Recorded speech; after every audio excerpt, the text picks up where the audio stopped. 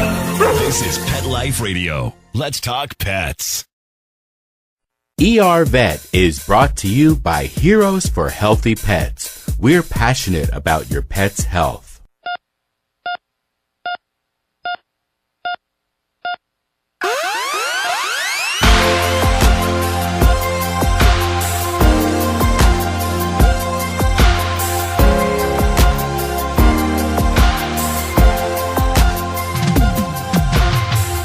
Welcome to ER Vet on Pet Life Radio.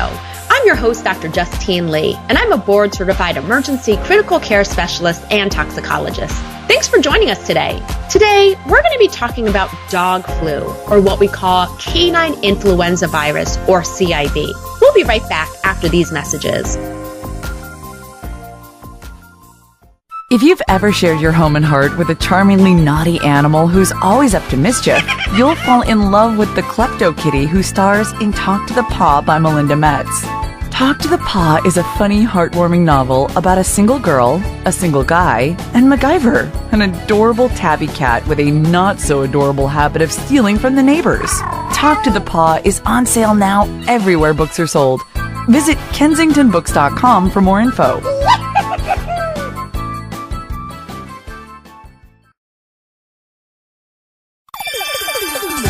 Let's Talk Pets on PetLifeRadio.com.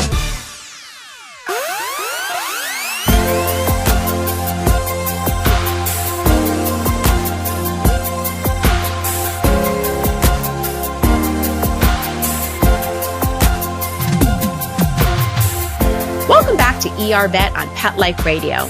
Today we're going to be talking about dog flu. Thanks for joining us. This is an important topic that you may have heard of since March of 2015, especially if you live in the Midwest. Now, back in March of 2015, a canine influenza outbreak actually happened in the Chicago area. When the outbreak first happened, veterinarians had no idea what it was caused from. In fact, they did extensive testing to make sure it wasn't other causes such as kennel cough or Bordetella, parainfluenza, distemper, or a bunch of different viruses out there. Now, I should say there's something called CIRD, and that stands for Canine Infectious Respiratory Disease Complex. And oftentimes, when we see upper respiratory signs in a dog, we call it CIRD because we don't always know what the underlying cause or the infectious etiology is. Now, I'm going to step back a little bit and say that there's a couple of infectious organisms that cause this canine infectious respiratory disease. It could be kennel cough or Bordetella, a bacteria called Mycoplasma.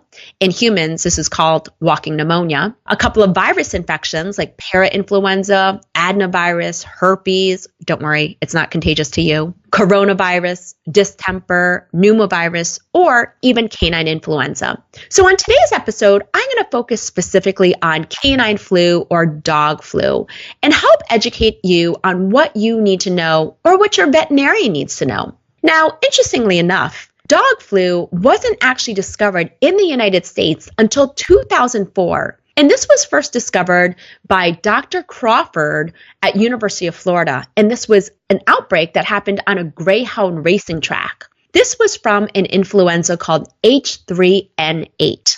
Since then, it spread to numerous states, such as Colorado, New York, all over the United States. Unfortunately, when this outbreak in Chicago happened in March of 2015, everyone was really worried that it was another dog flu outbreak. But it turns out, after extensive testing at Cornell, that it was a newly diagnosed dog flu called H3N2. This had never been seen in North America before. Now, H3N2 was only seen in Asia up to that point. So it was seen in China, Thailand, Korea. But again, this was the first time it was ever reported in the United States. Unfortunately, in Chicago, a lot of dogs ended up being exposed, thousands of dogs. And the main reason why is because dog flu is highly infectious. Thankfully, it's rarely fatal though. The reason why dog flu is so infectious is because dogs don't have any natural immunity against it. Now, if your dog ends up getting dog flu, what signs can you see? The most common sign is actually coughing or increased respiratory rate. In other words, breathing harder than they should. We can also see a lot of nasal discharge. In other words, that green discharge that comes from the eyes or the nose. Some other signs that dogs may show with dog flu include not eating, being lethargic, having a fever, not wanting to go for a walk, or seeming really exercise intolerant when they're walking. And very rarely we can see really severe signs of difficulty breathing, like blue gums or coughing so much that they can't sleep at night. Very rarely, dog flu can be fatal, about 4 to 8% of the time. Thankfully, the majority of dog flu cases, just like human flu, are often self-limiting. It may take several weeks for clinical signs to resolve, though. In fact, dogs can cough from dog flu for up to 1 to 2 months. So it's really important that we be aware if you take your dog to really social places like doggy daycare, dog boarding facilities, dog grooming facilities, dog parks, then you definitely need to talk to your veterinarian about getting your dog protected with a vaccine for canine influenza. Now, there's 2 vaccines out there. One that vaccinates for just H3N8, the older first original type of dog flu, and the second type that vaccinates for both H3N2 and H3N8. I will say that my own dog is vaccinated for both. And the main reason why is because we never know when another outbreak is going to happen. And if an outbreak happens, your dog may not be protected in time, even if you get one shot. We'll talk about how to prevent dog flu right after these messages.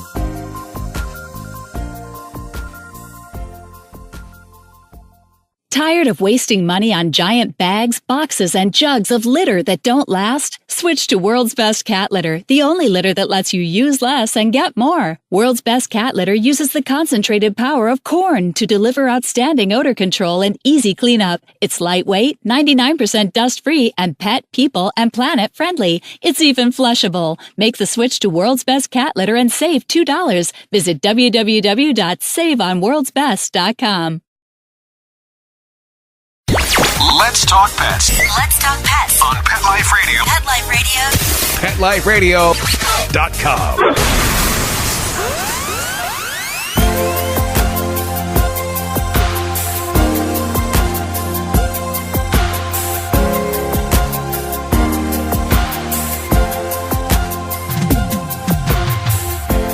Welcome back to ER Vet on Pet Life Radio.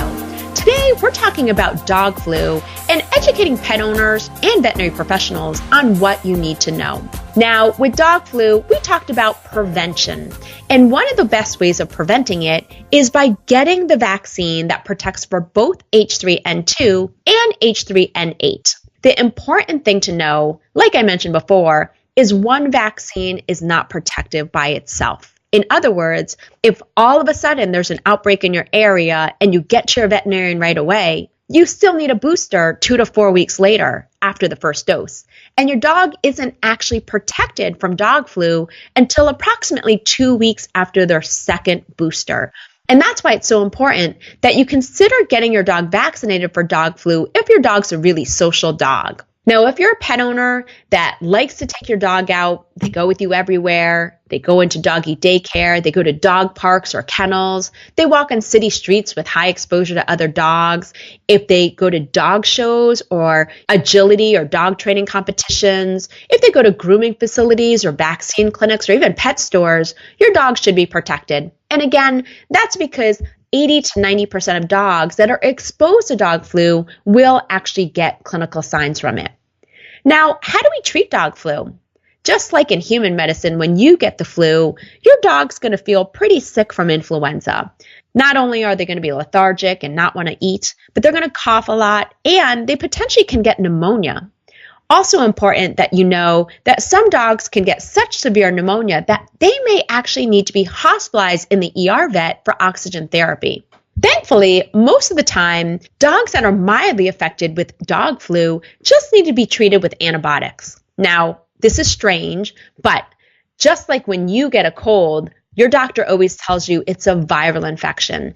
Most of the time, we don't typically treat viruses with antibiotics. Antibiotics only work on bacteria. But with dog flu, some dogs can actually get a severe pneumonia in their lungs, and as a result, we do treat them with an antibiotic. The most common type of antibiotic we often use for this is an antibiotic called doxycycline. I always like to do x-rays and blood work first because I want to see what the white blood cells are doing. I want to make sure your dog is oxygenating appropriately. And in severe cases, I want to do chest x-rays to make sure there's no pneumonia. Most of the time, treatment for hospitalized dogs that have such difficulty breathing, they need oxygen, includes IV fluids, IV antibiotics, anti-vomiting medication, anti-coughing medication. And because these diseases are so infectious, most of the time dogs need to be hospitalized in the isolation part of the hospital, so they're not exposed to other dogs. When in doubt, talk to your veterinarian about how to protect your dog from the dog flu. You can always go to dogflu.com for more information or cdc.gov/flu/canine for more information too. Well, that brings us to the end of today's show. Find me on drjustinelee.com, on Facebook at Dr. Justine Lee, or email me your pet questions at drjustine@petliferadio.com. With that, we're out of time, but we wanted to thank Mark Winter, our producer, for making the show possible. See you at the next episode. Let's Talk Pets, every week on demand, only on PetLifeRadio.com.